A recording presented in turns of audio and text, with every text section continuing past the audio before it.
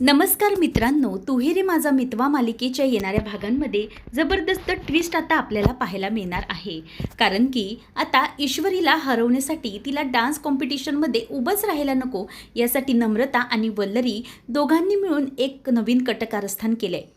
आता वल्लरी आणि नम्रता या दोघींनीही ईश्वरी जिथून चालत खाली येणार आहे त्या जिन्यांवरून एक धारदार अशी दोरी ठेवली आहे, ज्यावर तिचा पाय पडून ती घसरावी आणि त्यावेळेलाच तिचा पाय कापला जावा यासाठी हे सगळं त्यांनी षडयंत्र रचलेलं आहे. परंतु ऐनवेळेलाच ईश्वरी हिच्यावर नेमकं काय जादू होणार आहे आणि ईश्वरी कशी वाचणार आहे, त्याचबरोबर आता ईश्वरी त्या सगळ्या गोष्टीतून वाचून अर्णवबरोबर पुढच्या स्पर्धेची प्लॅनिंग कशी यशस्वी करणार आहे आणि जिंकणार तर आपण दोघंच असं त्यांनी आता ठरवले. त्याचबरोबर हे जे सगळं काही नम्रता करत होती, आता नम्रताचं हे सगळं रूप अंजलीने पाहिलेलं आहे. त्यामुळे अंजली अर्णव आणि ईश्वरीला सांगितल्यानंतर पुढे नेमकं कसं आणि काय घडणार सगळं आपल्याला आजच्या या भागात पाहायला मिळणार आहे. चला तर मग व्हिडिओला सुरुवात करूया. आत्तापर्यंत आपण मालिकेमध्ये पाहिलं की नम्रता आणि वल्लरी दोघीजणींचंही प्लॅनिंग सुरू आहे. वल्लरी पुन्हा आल्या तिला लगेचच ईश्वरीला कसं जागेवर बसवायचं याचं वेड लागलेलं आहे. नम्रताला कळत नाही की काय करायचं, पण ईश्वरीसाठी तिने एक नवीनच चॅलेंज ठेवलं आहे, ते म्हणजे डान्स कॉम्पिटिशन करून आर्ट विथ फ्युजन असं काहीतरी कॉम्पिटिशन आहे आणि ज्यामध्ये ईश्वरीला कला सादर करायची आहे. पण त्यासाठी ईश्वरीने डान्स निवडला आहे आणि मुद्दामच नम्रता तिला डान्स निवडण्यासाठी प्रोत्साहन देते, कारण इतके वर्ष ईश्वरीने डान्स केलेला नाही आणि तो तिला तितकासा जमणार नाही असं नम्रताला वाटतंय. परंतु वल्लरी नम्रताला समजावते की तू असं अजिबात समजू नकोस की ईश्वरीने इतक्या वर्षानंतर केलं आहे म्हणजे ती तिला जमणार नाही आहे. बघितलंस ना, तिने त्या दिवशीही काय साध्य करून दाखवलं. तिला डोळे बंद करूनही पदार्थ बनवायचा होता तरीही ते तिने बनवलं. म्हणून तू तिला काही हलक्यात घेऊ नको. ती हे सगळं जे काही करेल ना ते तुला समजणार पण नाही. ती नाकाखालून तुझ्या ट्रॉफी घेऊन जाईल. त्यामुळे एक गोष्ट लक्षात ठेव, तुला काय करायचं आहे ते म्हणजे तुला ईश्वरीला आता एका वेगळ्याच गोष्टीत अडकवायचं आहे. आपण जर समजा ईश्वरी डान्ससाठी उभे राहायलाच नको असं काहीतरी जर केलं तर, तेव्हा मग आता ईश्वरीला काय करायचं याचं प्लॅनिंग लगेचच तिच्या डोक्यात सुरू होतं. ईश्वरी आता आतमध्ये असते. नम्रतालाही वल्लरी आतमध्ये पाठवते आणि म्हणते की जा तू आतमध्ये लक्ष ठेव, कोणी बाहेर वगैरे येत तर नाही ना, मी माझ्या पुढच्या प्लॅनिंगची तयारी करते. तेव्हा मग आता वल्लरी ही फोन लावते देशमुखला आणि म्हणते की माझ्याकडे एक प्लॅनिंग आहे. तेव्हा देशमुखबाई अगोदरच चिडलेली असते. ती म्हणते की तुमचं प्लॅनिंग फुलप्रूफ असेल तरच सांगा, नाहीतर काही सांगू नका, मी फोन ठेवते. वल्लरी म्हणते की आधी ऐकून तर घ्या की माझ्याकडे काय प्लॅनिंग आहे ते. तेव्हा ते म्हणते की बरं ठीक आहे, बोल काय प्लॅनिंग आहे ते, मी ऐकून घेते. तर लगेच वल्लरी म्हणते की आपण एक काम करूया, ईश्वरीचं आता म्हणजे तुमचं जे पुढचं राऊंड आहे ते तर तुम्हाला कळलं असेलच. तेव्हा वल्लरीला ती म्हणते की हो, मग आता त्याचं काय पुढे बोल, काय झालं. तेव्हा वल्लरी म्हणते की पुढचा राऊंड असा आहे की आर्ट विथ फॅशन अशी काहीतरी करायचं आहे. म्हणजे आर्ट करायचं आहे, जी एखादी पार्टनर असेल तिला कुठली तरी कला सादर करायची आणि त्याचबरोबर दुसरा पार्टनर त्याला त्या संदर्भात काहीतरी फॅशन किंवा चित्र असं काहीतरी दाखवायचं आहे, बरोबर ना. मग आपल्याला आता एक काम करायचं आहे, ईश्वरीने डान्स हा ऑप्शन आर्टसाठी सुचवलेला आहे किंवा तिला तो सुचवण्यात आला आहे घरातून. तेव्हा मग लगेच देशमुखबाई म्हणते की अच्छा, डान्स म्हणजे ती काही डान्स वगैरे केला आहे का अगोदर तिने. तेव्हा ती म्हणते की छे, तिने डान्स वगैरे अगोदर केला आहे म्हणजे ती म्हणे शाळेत असताना वगैरे काहीतरी असा डान्स करायची.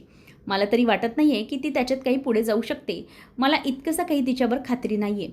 पण आपण एक काम करू शकतो, आपण त्याच बाबतीत असं करू शकतो की तिला ते करताच येणार नाही. त्यावेळेला मग वल्लरीला देशमुख म्हणते की हे बघ, तू ना तिला अजिबात हलक्यात घेऊ नकोस. तेव्हा वल्लरी म्हणते की हो, मला सगळं माहीत आहे, तिला काय करायचं आणि काय नाही ते सगळ्या गोष्टी मला ठाऊक आहेत. माझं प्लॅनिंग अगोदर झालेलं आहे. आता जे काही प्लॅनिंग ठरलं आहे ते वल्लरी तिला सांगते आणि मग देशमुख म्हणते की बरोबर, अगदी बरोबर, ती ईश्वरी जागेवरच बसली पाहिजे असं काहीतरी कर, म्हणजे तिला काहीही सादर करता आलं नाही पाहिजे असं काहीतरी तू कर. तेव्हा मग वल्लरी म्हणते की हो, आता मी आली आहे ना, आता तुम्ही अजिबात काळजी करू नकोस, मी आहे आणि माझी सून नम्रता, आम्ही दोघीजणीही मिळून काय करतो ना तेच बघा. त्याही त्या ईश्वरीला जागेवर बसवली ना तर माझं नाव वल्लरी पाटील नाही लावणार. असं म्हणून ती आता फोन ठेवून देते. त्यानंतर ईश्वरी रूममध्ये असताना अर्णव तिला म्हणतो की मी सिंदूर, तुझं सगळं आटोपलं आहे काम. तेव्हा ईश्वरी म्हणते की हो झालं आहे, काय झालं आता. तेव्हा अर्णव म्हणतो की एक मिनिट थांब, आता ईश्वरीचे जे अगोदरचे पायातले घुंगरू असतात ते तो घेतो डान्स करण्यासाठी आणि मग तिला म्हणतो की हे जे काही तू डान्स करणार आहेस तो कथकली का कुचिपुडी काहीतरी प्रकार, त्यामध्ये हे आपल्याला पायात घालणं कंपल्सरी आहे, बरोबर ना? तेव्हा ईश्वरी म्हणते की हो, म्हणजे आम्हाला लहानपणी तसं शिकवलं होतं डान्स करताना. तेव्हा अर्णव म्हणतो की मग त्याच्यासाठीच आता मी हे तुझ्या पायात घालतोय. ईश्वरी म्हणते की सर, पण स्पर्धेला तर वेळ आहे. अर्णव म्हणतो की हो, स्पर्धेला वेळ आहे खरं, परंतु आपल्याला प्रॅक्टिस केलीच पाहिजे. जेव्हा आपण आत्तापासून प्रॅक्टिस करायला सुरुवात करू तेव्हा जाऊन पुढे काहीतरी होऊ शकतं, बरोबर ना? त्यासाठी आपण आत्ता सुरुवात केली पाहिजे. अशा प्रकारे आता अर्णव हा ईश्वरीला म्हणतो की तुझा पाय इकडे दे. आता स्वतःच्या हातांनी अर्णव तिच्या पायांमध्ये घुंगरू घालतो आणि ईश्वरीला हे इतकं बेस्ट फिलिंग असतं की तिला खूप आनंद झालेला असतो. आता अर्णवने ज्या प्रकारे तिच्यावर विश्वास दाखवलेला असतो, ईश्वरीला ते काही जमत नसतं. तेव्हा अर्णव तिला म्हणतो की मिस इंदौर, अजिबात काळजी करू नकोस. मला माहिती आहे, कुठलीही गोष्ट तू एकदा शिकली आहेस ना की ती तू पूर्णपणे व्यवस्थित करू शकतेस. मला पूर्ण विश्वास आहे तुझ्यावर, त्यामुळे तू जे काही करतेस ना ते अगदी व्यवस्थितपणे करशील. आता तू सुरुवात कर तुझ्या डान्सला, म्हणजे तुला जे काही जमतंय त्याची प्रॅक्टिस तू सुरू कर, जेणेकरून ऐनवेळेला तुला काहीही प्रॉब्लेम येणार नाही. आणि मिस इंदौर, एक गोष्ट लक्षात ठेव, प्रॅक्टिस मेक्स मॅन परफेक्ट. त्यामुळे जेवढी तू प्रॅक्टिस करशील ना तेवढं तुला व्यवस्थित जमेल. असं म्हटल्यावर ईश्वरी आता अर्णव जे सांगतो त्याच्यावर विश्वास ठेवते आणि नंतर सॉन्ग लावल्यानंतर त्या गाण्यावर, त्या तालावर ती थिरकायला लागते. त्याच वेळेला इथे आता हे सगळं घडत असताना नम्रताबरोबर वल्लरी पुन्हा आतमध्ये येते आणि त्या दोघींनाही वरून आवाज येत असतो. म्हणजेच अर्णवच्या रूममध्ये जे काही ईश्वरीला डान्ससाठी सॉन्ग लावलं गेलं असतं त्याचा आता आवाज ती म्युझिक खालपर्यंत ऐकायला येत असते. तेव्हा मग वल्लरी म्हणते की बघितलंस ना नम्रता, तुला वाटत होतं की ती ईश्वरी काही करू शकणार नाही, पण बघ तिने सुरुवातही केलेली आहे. वर बघ, तिच्या रूममधून गाण्याचा आवाज येतोय आणि तिचा कसला काही तो डान्सचा प्रकार आहे त्याच्याच रिलेटेड म्युझिक वाजत आहे. तेव्हा मग वल्लरीला ती म्हणते की हो आई, मलाही ऐकू आलं आहे की ईश्वरीने प्रॅक्टिसला सुरुवात केली आहे. नम्रताला ती म्हणते की बघ, आज करू दे काही ते तिला प्रॅक्टिस, पण उद्या ते तिला जमणार नाही, असं काहीतरी करायचं आहे. आणि नम्रता, लक्षात ठेव, आपल्याला जे काही करायचं आहे ते यशस्वी करूनच दाखवायचं आहे. आणि जर नाही झालं तर समज आपलं काही होऊ शकणार नाही, तू स्पर्धेमध्ये जिंकू शकणार नाहीस. असं म्हटल्यावर आता नम्रता म्हणते की आई, तुम्ही अजिबात काळजी करू नका, उद्याचं जे काही आपण करणार आहोत ते करून दाखवायचं म्हणजे दाखवायचंच. तेव्हा मग वल्लरी आणि दोघीजणही विचार करतात. तेव्हा मग नम्रता म्हणते की आई, तुम्ही म्हणालात की जिन्यावर येत असताना काहीतरी ठेवायचं, पण नक्की ठेवायचं तरी काय? तेव्हा मग आता लगेचच वल्लरी म्हणते की असं काहीतरी ठेवलं पाहिजे ना की जे घरात इतकं सहजपणे कोणाला नोटीस करता येणार नाही. मग तिच्या मनात येतो की दोरा, जो दोरा असतो धारदार दोरा, त्या दोऱ्याने जवळजवळ ईश्वरीचा पाय कापला जाईल. अशा प्रकारे ती आता जी कटिंग वायर, म्हणजे जो कटिंगचा दोरा असतो ज्याने पायाला दुखापत होऊ शकते, असा दोरा आता ती बांधत असते. आणि तो दोरा तिकडे भिंतीला लावत असताना नम्रताच्याही हाताला जरासं लागल्यासारखं होतं, कारण की तो इतका धारदार असतो, त्याने सहजपणे एखादी स्किन कट होऊ शकते. त्यामुळे आता नम्रता ही तो दोरा त्या ठिकाणी लावते आणि वल्लरीचं बारीक लक्ष असतं आजूबाजूला की कोणी बघत आहे की नाही. मग आता ते लक्ष असतानाच तेवढ्यातच नम्रताने हे काम करून घेतलेलं असतं आणि मग ती पुढे पुढे जाते. नंतर मग नम्रता ही खाली बसते, जेणेकरून ईश्वरी वरून चालत यावी आणि त्यावरून तिला दुखापत व्हावी. त्याच वेळेला आता इथे नम्रता ही ईश्वरीला आवाज देते की ईशू, जरा खाली येतेस का गं? माझं जरा तुझ्याकडे महत्त्वाचं काम आहे, जरा खाली येतेस का? असा ती तिला आता आवाज देत असते. त्याच वेळेला ईश्वरीला काही माहीत नसतं की नम्रता कशासाठी आवाज देते. तेव्हा मग ईश्वरी तिला आवाज देते की हो नमुताई, आले आले, असं म्हणून ती आता तिथून येत असते. ईश्वरीच्या हातांमध्ये कपड्यांना केलेली घडी असते, म्हणजेच जे कपडे धुवायला टाकायचे असतात ते कपडे मशीनसाठी ती घेऊन येत असते. आणि ते कपडे ती घेऊन येत असताना आता ईश्वरीला तिथून नमू आवाज देते जोरातच, ईशू जरा पटकन ये ना, माझं जरा एक महत्त्वाचं काम आहे.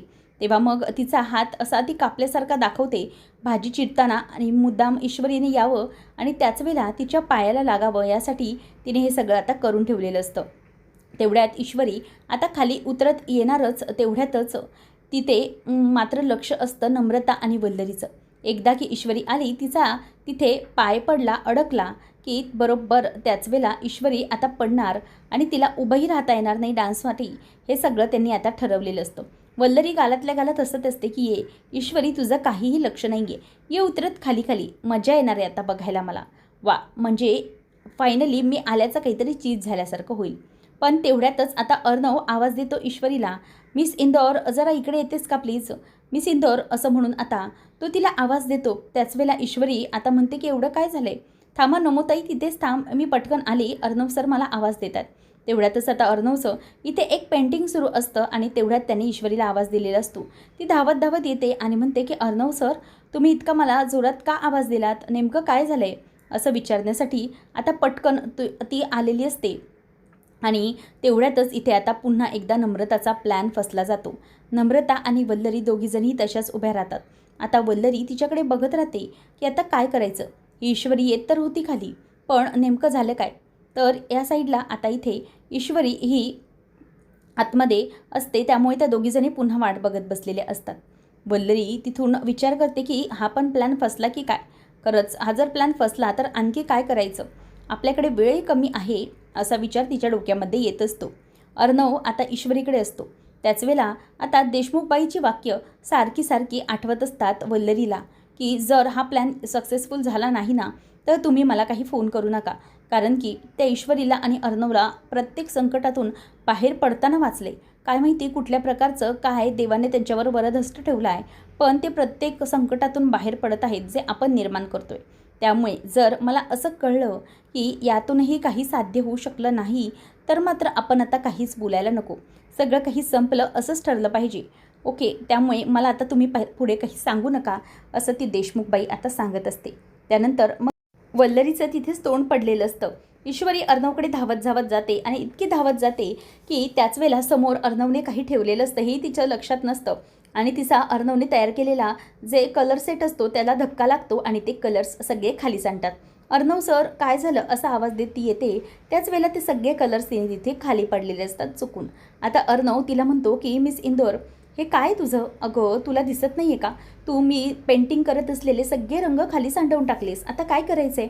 तेव्हा मग ईश्वरी आता त्या रंगांकडे बघते आणि म्हणते की अरे यार शिट, हे रंग खाली पडले, आय एम सो सॉरी असं म्हणून ती आता अर्णवला बोलते. तेव्हा तो म्हणतो की मिस इंदौर माझी प्रॅक्टिस सुरू होती ना आणि तुला तेच दाखवण्यासाठी मी इथे बोलवलं होतं, पण तू. तेव्हा मग ईश्वरी म्हणते की अर्णव सर ठीक आहे ना, मला माहिती आहे काही झालं तरीही मी जसं करून दाखवलं ना तसं तुम्हीही करणार आहात. मी जसा उत्तम डान्स करून दाखवते तसंच तुम्हालाही जमणार आहे, त्यामुळे अजिबात चिंता करू नका. इतकं रंग पडले तर काहीच हरकत नाही. तो म्हणतो की मिस इंदौर पण तरीही माझी इतकी मेहनत. तेव्हा ईश्वरी म्हणते की हे बघा सर, रंग किंवा जीव काय तो तर तुम्हालाच लावायचा आहे ना असं म्हणून आता ईश्वरी ही पटकन अर्णवच्या गालाला रंग लावते. तेव्हा मग अर्णव तिच्याकडे बघतच राहतो. तो म्हणतो की मिस इंदौर हे काय बोलतेस तू, म्हणजे तुला कळतं आहे. तेव्हा ईश्वरी म्हणते की हो मला सगळं कळतं आहे की मी काय बोलते ते, मला माहिती आहे काही झालं तरीही माझे अर्णव सरच जिंकणार आणि जिंकणार तर आपण दोघंच, कॉम्पिटिशन जिंकणार हे फक्त ईश्वर आणि अर्णव असं म्हणून आता ईश्वरी त्याच्याकडे बघत बसते. तेव्हा अर्णव तिच्याकडे गालातच बघून हसतो आणि म्हणतो की मिस इंदौर एवढा कॉन्फिडन्स आहे तुझ्याकडे. तेव्हा ईश्वरी म्हणते की हो मग असणारच कॉन्फिडन्स, काहीही झालं तरीही हा कॉन्फिडन्स असा संपणारा नाही आहे, कारण माझ्यासोबत माझी मिस इंदौर आहे आणि तिच्यासोबत तिचा हा. तेव्हा ईश्वरी बोलायला जाते पटकन की भडकूचंद. तेव्हा अर्णव म्हणतो की मिस इंदौर तू अजूनही मला भडकूचंद बोलतेस. तेव्हा ईश्वरी म्हणते की हो मग हे काय, इतका रंग लावलाय तरीही तुम्ही हसत नाही आहात. तेव्हा मग अर्णव हसायला लागतो आणि म्हणतो की डोंट वरी, आपल्याला आता इशी मस्करी करून चालणार नाही, आपल्याला काही करून जिंकायचं आहे हा मिस इंदौर. तेव्हा ईश्वरी म्हणते की हो काहीही झालं तरीही आपण दोघं मिळून जिंकूया, तुम्ही काळजी करू नका असं म्हणून आता ईश्वरी ही अर्णवच्या बाजूने येते आणि त्याला बाजूने येऊन मिठी मारते आणि त्याच्या खांद्यावरती हात ठेवते आणि म्हणते की कोणीही किती काही करण्याचा प्रयत्न केला पण बघितलं ना आपण सगळ्यांना पुरून उरतो आणि आजही आपणच दोघे जिंकणार आहोत, म्हणजे जो आपला फायनल राऊंड असेल ना तो आपण दोघं जिंकू असं आता ईश्वरी अर्णवच्या खांद्यावरती हात ठेवून बोलते आणि मग अर्णवलाही त्याचा आनंद झालेला असतो. त्यालाही लक्षात येतं की फायनली हे सगळं काय चालू आहे ते आणि म्हणून तो खूपच जास्त आनंदामध्ये असतो. तर दुसरीकडे जे काही नम्रताने कटकारस्थान करून ठेवलेलं आहे ते अंजलीने बघितलेलं असतं, त्यामुळे आता हे जे सगळं काही नम्रता करू पाहते त्या सगळ्या गोष्टी अंजलीपर्यंत पोचलेल्या आहेत. त्यामुळे नेमकं आता अंजली जेव्हा अर्णवला आणि ईश्वरीला नम्रताच्या या कारस्थानांबद्दल सांगणार आहे तेव्हा नेमकं पुढे काय घडणार, नम्रताची या सगळ्यातून हकालपट्टी होईल का, नेमकं काय घडणार, सगळं पाहणं अगदी रंजकतेचं ठरणार आहे. असेच अपडेट जाणून घेण्यासाठी चॅनलला नक्की सबस्क्राईब करा. धन्यवाद.